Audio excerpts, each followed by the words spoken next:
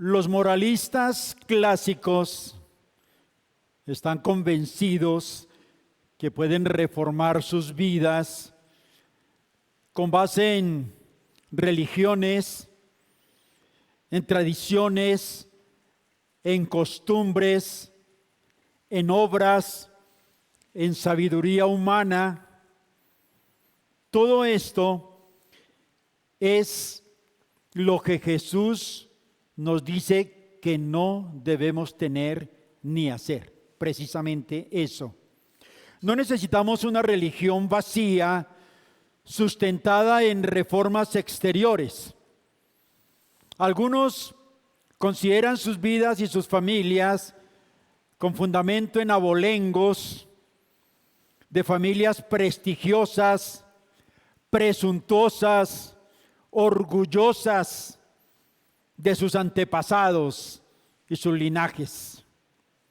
Otros, por el contrario, sustentan sus vidas en haber sido descendientes de familias pobres, humildes y con necesidades básicas que les dejan sus corazones totalmente insatisfechos por la condición en que les ha tocado y de donde vienen sus familias. Tal vez usted se encuentre en alguna de estas dos. Pero la religión y las relaciones familiares no pueden obtener méritos ante Dios. Ni la religión ni nuestras relaciones familiares ganan ningún mérito ante nuestro Dios. Pero seguir la voluntad de Dios, eso sí hace a la persona un verdadero discípulo. ¿Un discípulo de qué? Miembro de una familia. ¿Cuál familia? La familia más poderosa sobre la tierra, la familia de Dios. Hoy vamos a considerar de los textos leídos de Mateo 12, 46 al 50, que Jesús vino a conformar una nueva familia. Jesús vino a conformar una nueva familia y ese es el título del mensaje de hoy. Meditaremos en dos puntos principales. El primero de ellos, descripción de sus parientes espirituales. Segundo, la dignidad de los discípulos de Cristo. Esos dos puntos los vamos a estar considerando. Veamos el primero de ellos, descripción de sus parientes espirituales. El versículo 46, parte A, que hemos leído de Mateo 12, introduce esta enseñanza con lo siguiente. Nos dice, mientras él aún hablaba a la gente, o sea, mientras Jesús aún hablaba a la gente. En el contexto, lo que está ocurriendo en los versículos precedentes del 43 al 45, que nuestro hermano también nos exponía en la pasada oportunidad, Jesús expone un relato acerca de un espíritu inmundo, aplicable a una generación malvada. Ustedes recuerdan, ese espíritu inmundo que sale de la persona y anda por lugares secos de aquí para allá y no encuentra reposo en ningún lado. Y dice, volveré a mi casa de donde salí. Y encuentra esa casa completamente vacía y desordenada. Y entonces se va por 7 espíritus más y vuelve otra vez a ese lugar. Así que el postrer estado de esa persona de la cual salió ese espíritu inmundo viene a ser peor que antes. Y eso es lo que estaba exponiendo el Señor mientras hacía estos relatos. El Señor se estaba dirigiendo a estos fariseos que tenían una moral completamente desordenada. Eran moralistas y habían endurecido tanto su corazón que ellos pretendían barrer el mal que había en sus corazones, tratando de poner las cosas en orden, pero con sus propias fuerzas. Y esto los dejaba completamente vacíos. Esa prioridad de estos moralistas, de estos fariseos, solamente estaba encaminada a ordenar y tratar de ordenar toda su parte exterior. Querían reformar todo lo exterior, pero no un nuevo corazón. Se preocupaban por lo externo únicamente. El resultado, por supuesto, era que el maligno los controlaba cada vez más y los dejaba completamente alejados de Dios, haciéndolos peor de lo que eran antes. Ese es un legalismo progresivo de estas personas moralistas, religiosas, presuntuosas, de una vida sin esperanza. Y esto conduce, por supuesto, a una eventual condenación. Una vida así, una vida de legalismo progresivo. Por tal razón, amados hermanos y amigos, en lugar de este legalismo, los versículos 46 al 50 de Mateo 12, en los cuales estamos meditando en esta oportunidad, nos conducen en otra dirección completamente diferente. Y es en respuesta a una gran necesidad que todos nosotros tenemos. Que no es una religión vana ni vacía de apariencias externas, de una piedad falsa, de apariencia nomás espiritual, sino que nos conduce a una relación íntima, personal con nuestro Señor, con nuestro Creador, con nuestro sustentador. Y lo que ocurre es una transformación no externa, sino interna del corazón, una reforma interior que busca ¿qué? Hacer la voluntad de Dios. Eso es lo que busca una persona que ha sido transformada en su interior. Y hacer la voluntad de Dios como parte de ¿qué? De esa familia nueva en Cristo.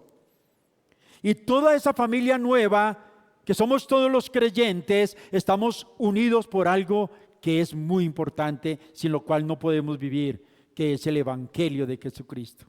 Estamos unidos como familia de Cristo en torno al Evangelio. Así que el relato continúa en los versículos 46 y 47 del libro de Mateo, que tienen el mismo mensaje. Volvamos allí, por favor, al versículos 46 y 47 de Mateo. Dice así: y le dijo uno: he aquí tu madre y tus hermanos están afuera y te quieren hablar. He aquí tu madre y tus hermanos están afuera y te quieren hablar. Mientras Jesús entonces concluía el mensaje a estos fariseos, su madre y sus hermanos querían comunicarse con él y vinieron a su encuentro. Querían llegar hasta él, pero les era imposible. Era mucha la multitud que había en torno a Jesús que le impedía a su familia llegar hasta él. Lucas nos lo dice de esta manera, Lucas 8:19, pero no podían llegar a él por causa de la multitud. Y por esta razón entonces, alguien que estaba allí a la puerta de pronto de esa reunión, va y lleva el mensaje a Jesús que su madre y sus hermanos estaban afuera y querían hablar con él. Y le llevan esta noticia al Señor. Pero veamos aquí algo que es muy importante, como un primer punto dentro de este primer principal. Los parientes de Jesús identificados. Parientes de Jesús identificados. Había una familia allí. Vamos a descubrir quiénes eran. Marcos, en el capítulo 6, versículo 3, identifica a esta familia de Jesús. ¿Qué dice Marcos? Que Jesús era conocido como el hijo del carpintero. Así era conocido en medio de donde vivía. Lo conocían como el hijo de José, el carpintero. Pero también dice Marcos que Jesús era el primogénito de otros hermanos que habían allí. ¿Cuáles hermanos? Nos habla de Jacobo, de José, de Judas y de Simón. Pero también aquí habían unas hermanas. Entonces, María, la madre de Jesús, pero también tenía otros hermanos después de él. Jacobo, José, Judas y Simón. Y otras hermanas. El apóstol Juan refiriéndose a estos hermanos, nos dice que son medio hermanos. Por supuesto, nacieron después de Jesús y eran medio hermanos de él. Y algo que nos dice también el apóstol era que, y a propósito de esto, era que esos medio hermanos tampoco quisieron aceptar a Jesús y solamente lo hicieron hasta cuando vino la resurrección de Jesucristo. Ahí fue cuando creyeron en él. Antes no creían estos medio hermanos en él. Pero ¿qué querían? Digamos, si nos hacemos la pregunta, bueno, los parientes querían llegar, pero ¿qué sería lo que querían? ¿Qué querían de Jesús? Bueno, la Biblia no nos dice nada al respecto, ni por qué su madre y sus hermanos se acercaban, ni cuáles eran sus intenciones, pero bueno, de manera especulativa podríamos decir que tenían interés en él o de pronto en los que le rodeaban para buscar algún favor. Bueno, eso es especulación, pero la Biblia no nos dice nada al respecto, no lo sabemos. Pero ahora veamos un segundo punto dentro de este primer punto principal, la familia espiritual priorizada. La familia espiritual priorizada. Ante esta interrupción de sus parientes de sangre, el Señor Jesús hace la siguiente pregunta, y vamos al versículo 48 de Mateo 12. Respondiendo él al que le decía esto, dijo: ¿quién es mi madre y quiénes son mis hermanos? Viene una pregunta del Señor: ¿quiénes son mi madre y mis hermanos? Bueno, de manera alguna el Señor pretendía ser descortés con sus parientes, ni tampoco los afectos naturales tampoco pueden desaparecer sobre pretexto de nuestra religión. Tampoco podemos desconocer a nuestros seres queridos por la vida cristiana que llevamos. Dios nos los dio y son parientes nuestros y lo eran también del Señor. Él no pretendía eso, ser irrespetuosos con ellos, ni más faltaba, y jamás lo tenemos que hacer tampoco nosotros. Sin embargo, amados hermanos, cuando nuestros afectos y consideraciones entran en competencia con nuestro servicio al Señor y la oportunidad de ser misericordiosos, de ser bondadosos y extender misericordia a otros, pues nuestro amor a Cristo debe ser prioritario y preferente. Debemos tomar eso en consideración, el amor a Cristo y el servicio a Él como algo preferente. Y el Señor nos ejemplifica esto. Él tiene lo que todos los creyentes debemos tener: el celo por la casa de Dios. Celo por la casa de Dios. Y esto consumía al Redentor, a Cristo. El celo de su casa lo consumía. Y era tanto que lo consumía que Él se olvidaba hasta de sí mismo y de sus propios parientes. Él no pensaba en sí, sino en sus parientes cercanos también. Y así dice Juan 2:17, el celo de tu casa me consume. El celo de tu casa me consume. Ahora hemos visto dos puntos dentro de este punto principal. El primero, parientes de Jesús identificados, y segundo, la familia espiritual priorizada. Pero veamos un tercer aspecto, la familia de la fe identificada. La familia de la fe identificada. ¿Quiénes son los que pertenecen a la familia de la fe o a la familia de Dios? Bueno, son los engendrados espiritualmente directamente de Dios. Engendrados espiritualmente directamente de Dios. Y por ello son fortalecidos con poder en su ser interior, por el Espíritu que mora en ellos. Y es con el propósito de ¿qué? De darle gloria en la iglesia, en Cristo, a Jesús por todas las edades y por todos los siglos. Esos son los engendrados espiritualmente. Buscan la gloria del Señor en todas las edades y en todos los siglos. ¿Ustedes recuerdan allá Juan, en el capítulo 1, versículos 12 y 13? Versículos muy conocidos, tal vez en algunos contextos donde, y yo recuerdo cuando estábamos en otra iglesia de otra denominación, que algunos conocen, que nos enseñaban solamente uno de esos dos versículos, y era el versículo 12. Mas a todos los que le recibieron, a los que creen en su nombre, les dio potestad de ser hechos hijos de Dios. Pero no nos enseñaban el 13, era algo particular. ¿Y cuáles son ellos? Dice el versículo 13 que los cuales no son engendrados de sangre, ni de voluntad de carne, ni de voluntad de varón, sino de Dios. Engendrados espiritualmente de Dios. Y nos dejaban a mitad de camino. Ahí solamente nos dejaban en el versículo 12. Permítame aquí una reflexión eclesial aplicativa para todos nosotros.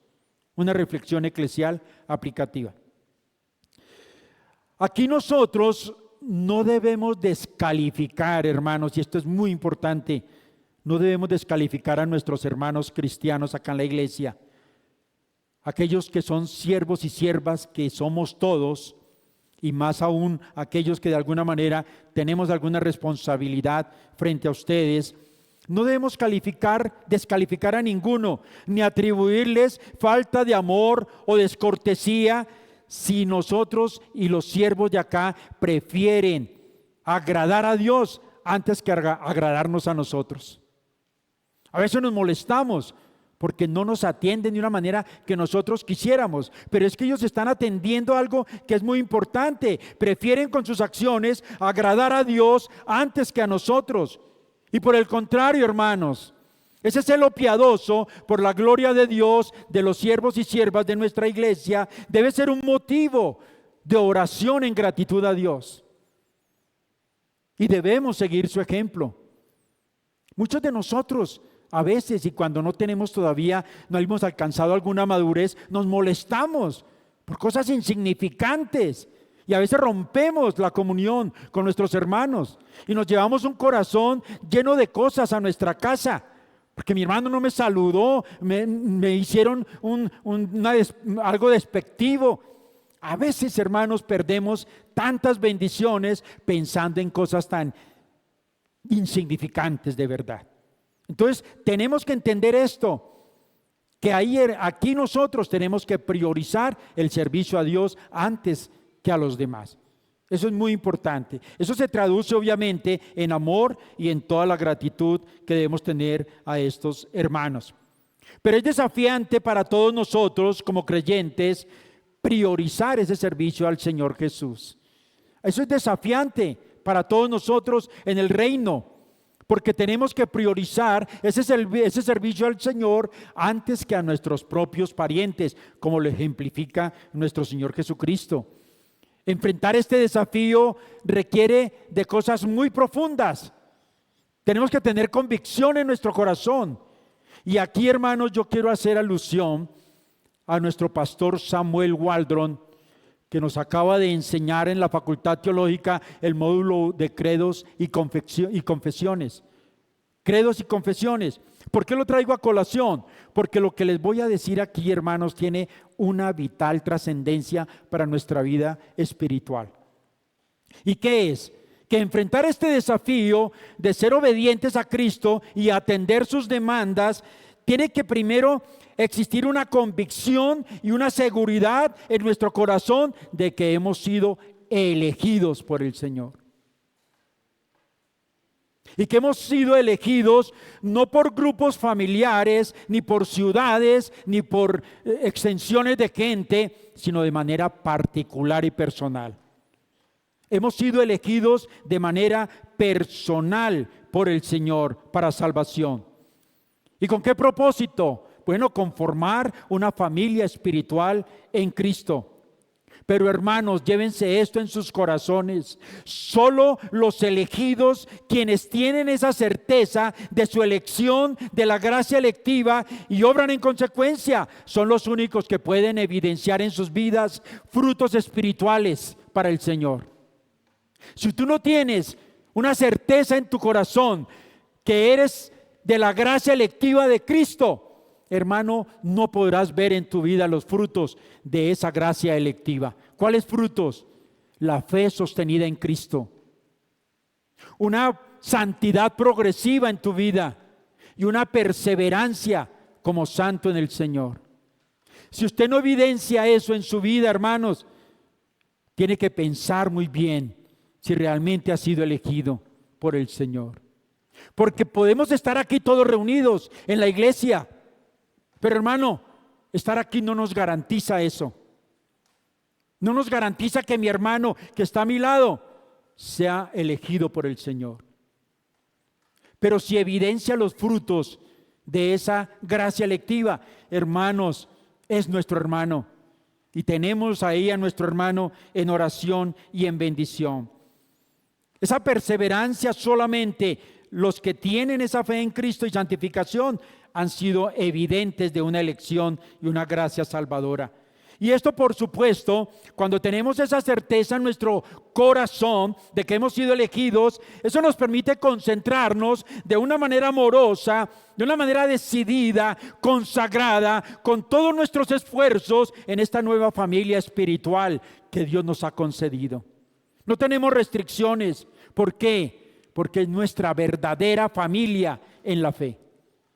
Esta es nuestra verdadera familia en Cristo, en la fe. Y así llegamos al segundo punto principal: la dignidad de los discípulos de Cristo. La dignidad de los discípulos de Cristo.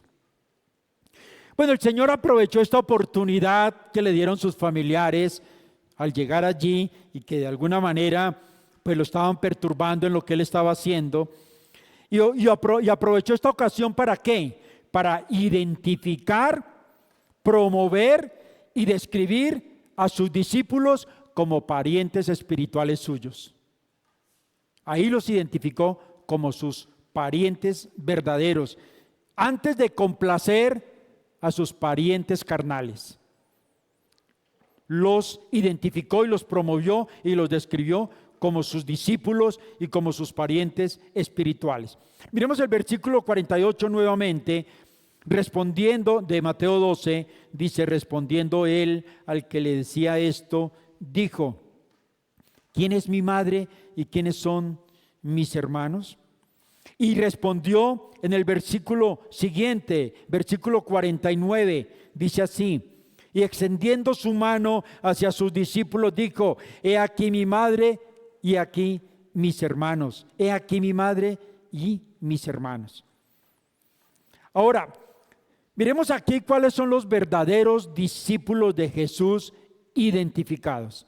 Verdaderos discípulos de Jesús identificados. ¿Cuáles son? Bueno, lo dice el versículo y el texto. Son los que hacen la voluntad de Dios. Eso dice Jesús. ¿Cuáles son esos verdaderos discípulos de Jesús? Los que hacen la voluntad de mi Padre. Esos son sus verdaderos discípulos. Y lo dice el versículo 50. Porque todo aquel que hace la voluntad de mi Padre que está en los cielos.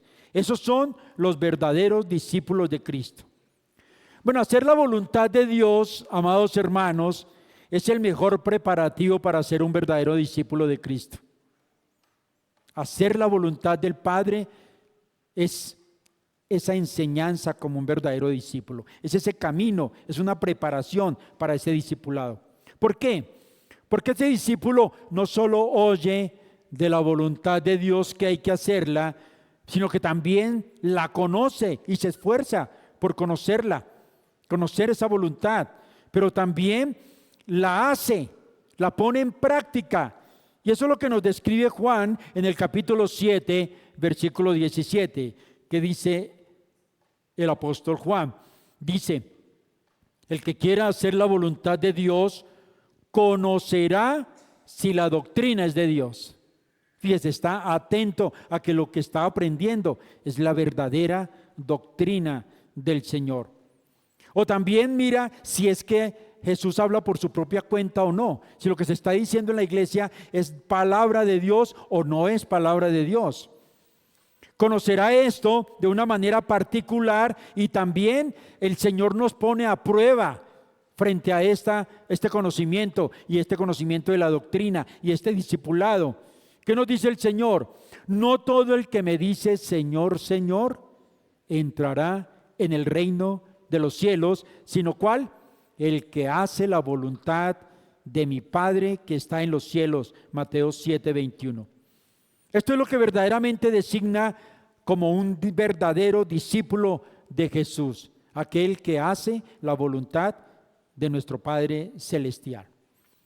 Pero hemos visto en este segundo punto los verdaderos discípulos de Jesús identificados. Pero ahora veamos algo dentro de esta familia nueva en la cual nosotros participamos, y es ese trato preferente de Jesús. Trato preferente de Jesús. Dice el versículo 50 de Mateo 12, y volvamos allí otra vez: porque todo aquel que hace la voluntad de mi Padre que está en los cielos, ese es mi hermano y hermana y madre, el que hace la voluntad de mi Padre. Los discípulos de Cristo que lo habían seguido a Él, habían dejado completamente todo por seguir al Maestro. Habían dejado absolutamente todo y abrazaron con gusto la doctrina de Jesús. No la rechazaron, la aceptaron gustosos. Y por esta razón, para Cristo Jesús eran más queridos esos discípulos que sus propios parientes de carne. Estos discípulos habían preferido a Cristo también antes que a sus parientes. Habían dejado a sus padres, hermanos, y lo habían dejado todo por seguir a su Señor. Es decir, atendieron ese llamado de manera inmediata. No esperaron más tiempo. Mateo 4:22 nos lo dice. Y ellos, dejando al instante la barca y a su padre, le siguieron. No lo pensaron dos veces. Pero aquí el Señor nos hace una advertencia frente a esa identidad como discípulos en la familia del Señor.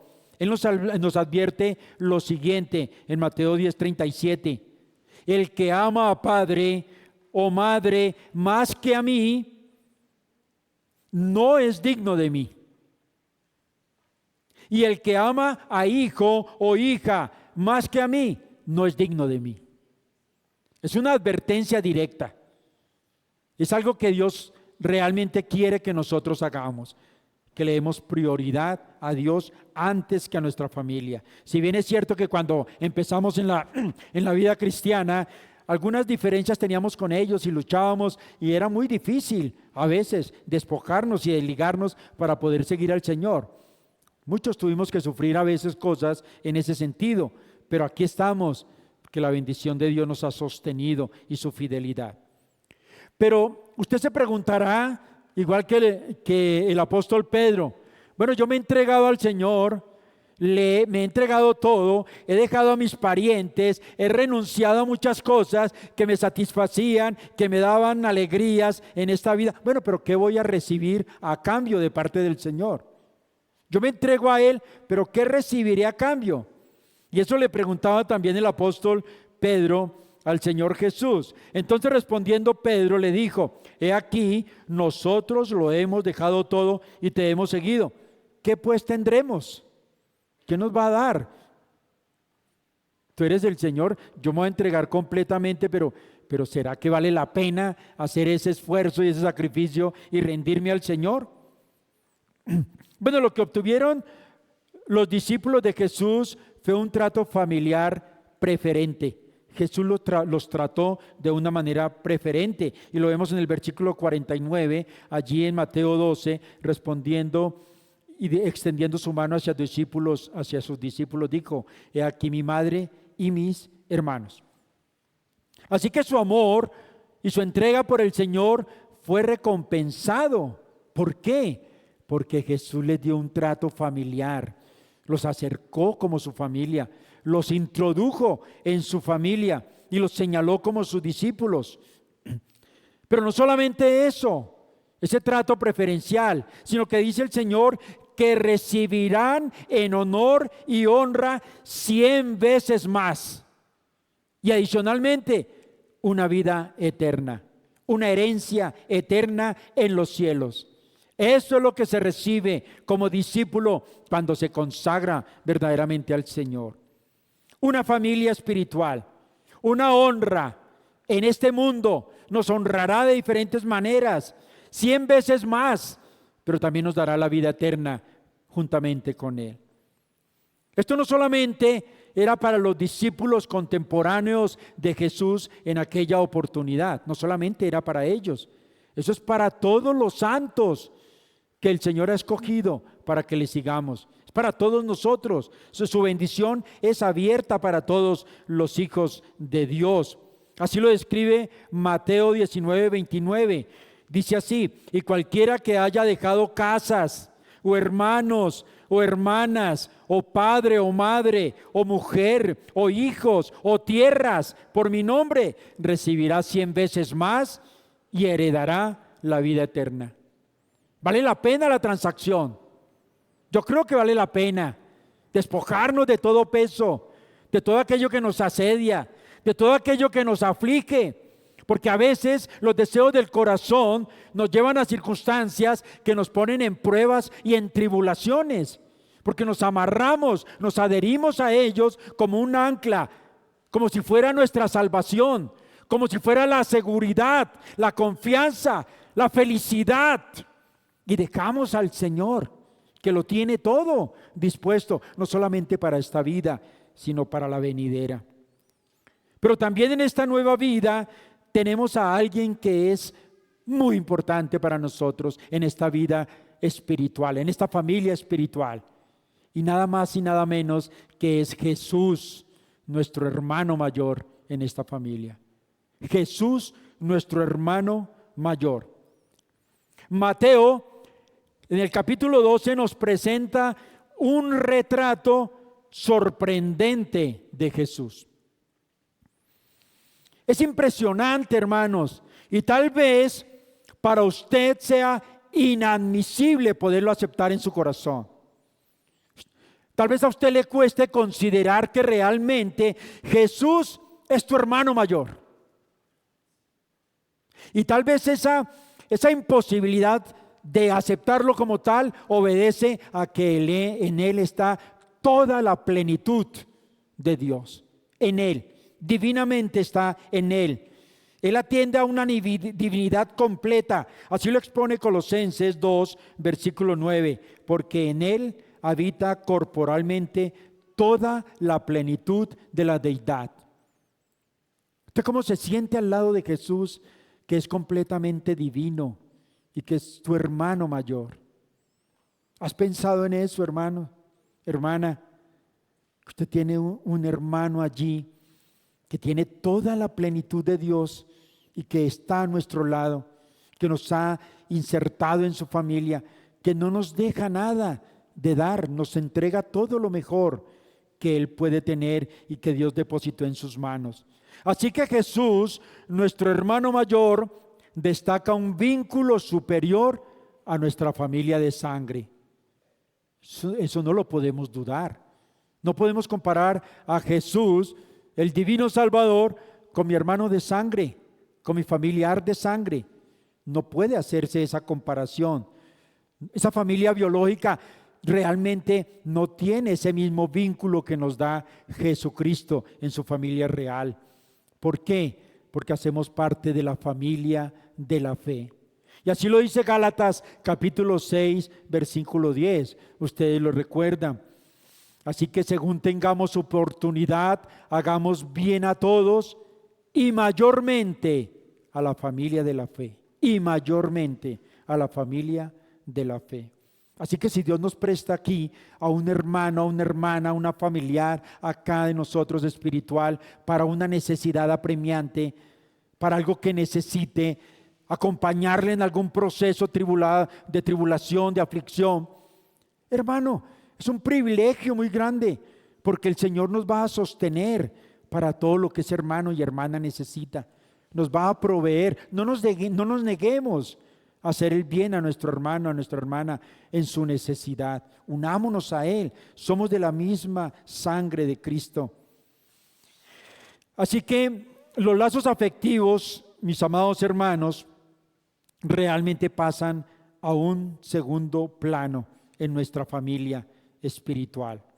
¿Por qué? Porque ya tenemos una nueva ciudadanía, una nueva identidad.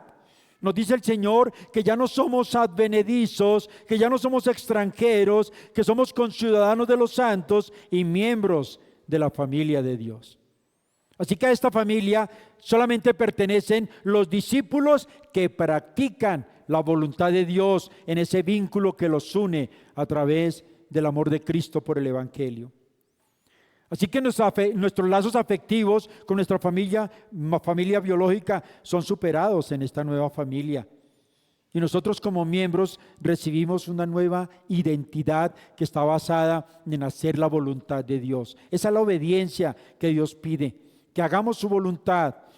Una voluntad que agrada al Padre de nuestro Señor Jesucristo, que está en los cielos. Y así llega al versículo 50 de Mateo 12, porque todo aquel que hace la voluntad de mi Padre que está en los cielos, este es mi hermano y hermana y madre. Así que a través de Jesús, como nuestro hermano mayor, llegamos al Padre. Y solo a través de Él, de Jesús, quien es semejante a nosotros, humanamente hablando, pero por supuesto, sin pecado. Esa es la gran diferencia. Él tiene nuestra propia humanidad, pero es sin pecado. Hebreos 4:15 lo confirma, porque no tenemos un sumo sacerdote que no pueda compadecerse de nuestras debilidades, sino uno que fue tentado en todo, según nuestra semejanza, pero sin pecado. Entonces, solo el poder del Santo, del Hijo justo, obediente hasta la muerte, capaz de resucitar, es posible que a través de Él seamos llamados hijos e hijas de Dios. Esto nos compromete ¿a qué? A que aborrezcamos lo que Dios aborrece, lo que Jesucristo aborrece, que es el pecado y la maldad de nuestro corazón. Tenemos que apartarnos de ese pecado y de ese yo que quiere enseñorearse sobre todas las cosas. Debemos confiar solamente en Él. Al ser introducidos en esta familia, tenemos un poder del Espíritu que nos ayuda a conformarnos en este nuevo ambiente espiritual. Así que solo la muerte y la resurrección de Cristo hace posible que pecadores como usted y como yo formemos parte de una familia real. Solo Él. Juan 1:14 nos lo dice, y aquel Verbo fue hecho carne y habitó entre nosotros y vimos su gloria, gloria como la del unigénito del Padre, lleno de gracia y de verdad. Así que quien anhela ser amado por el Padre tiene que venir a Cristo en arrepentimiento y fe. Es la única manera como nuestro hermano mayor podrá introducirlo en esta familia de Dios. Si usted está aquí, hermano, con nosotros, o visitante o familiar, y no ha buscado esa reconciliación con nuestro Padre, ahí tenemos a nuestro hermano mayor que abre los brazos para recibirle y acercarlo a su verdadera casa, a la casa del Señor, de nuestro Dios. Entonces las Escrituras nos presentan a Jesús en este contexto de una familia completamente nueva. No solo como nuestro hermano mayor, sino también como el primogénito. Él es nuestro primogénito entre muchos hermanos. Romanos 8:29 nos lo dice, porque a los que antes conoció, también los predestinó para que fuesen hechos conformes a la imagen de su Hijo, para que Él sea el primogénito entre muchos hermanos. Tenemos nuestro hermano primogénito y ya está en los cielos, esperándonos. Está guardando nuestra llegada. Pero también se nos dice que Jesús allí no se va a avergonzar de llamarnos hermanos a los que creemos en Él cuando lleguemos a esa instancia espiritual. Él no se avergonzará de llamarnos hermanos. Dice Hebreos 2:11, porque el que santifica y los que son santificados de uno son todos, por lo cual no se avergüenza de llamarlos hermanos. En conclusión, la obediencia de los creyentes los constituye en parientes cercanos de Cristo. Llevan su nombre, portan su imagen, tienen su naturaleza, son de su familia. Él los ama, se relaciona libremente con ellos como parientes suyos. Les da la bienvenida a su mesa, se preocupa por ellos, provee para ellos, busca que no les falte nada de lo que es adecuado para ellos. Tras su muerte dejó tesoros y legados. Ahora está en el cielo y mantiene una relación estrecha y desea que estén con Él al final. manifestando su amor entrañable y familiar hasta la culminación de su obra. No se avergonzará de sus parientes humildes y pobres, sino que los confesará delante de los hombres, delante de los ángeles y delante de su Padre. Así lo confirma Mateo 10:32. A cualquiera pues que me confiese delante de los hombres, yo también le confesaré delante de mi Padre que está en los cielos. Y Apocalipsis 3:5, el que venciere será vestido de vestiduras blancas, y no borraré su nombre del libro de la vida, y confesaré su nombre delante de mi Padre y delante de los ángeles. Ese es nuestro hermano mayor. Jesucristo nos espera con los brazos abiertos. Nuestro Padre Dios, amados hermanos, prospere las almas de sus hijos y su llamado eficaz sea la evidencia histórica de nuestra elección en su amor inalterable como miembros de su familia real, solo por gracia, solo por Cristo y solo por la fe. Oremos, hermanos. Bendito Dios y Padre, muchas gracias. Tal vez vivimos por muchos años insatisfechos, pensando en la familia de la cual veníamos, tal vez en pobreza, en necesidad, en muchas luchas, en tribulaciones, en aflicciones, con enfermedades. Señor, sin poder atender a nuestras necesidades básicas en muchos momentos. Tal vez perdimos parientes en medio de todas estas pruebas. Tal vez rodeamos nuestras vidas de cosas que no queríamos, buscando anclarnos en alguna cosa, deseando hallar eso que tanto deseamos en nuestro corazón, y siempre perdimos la batalla.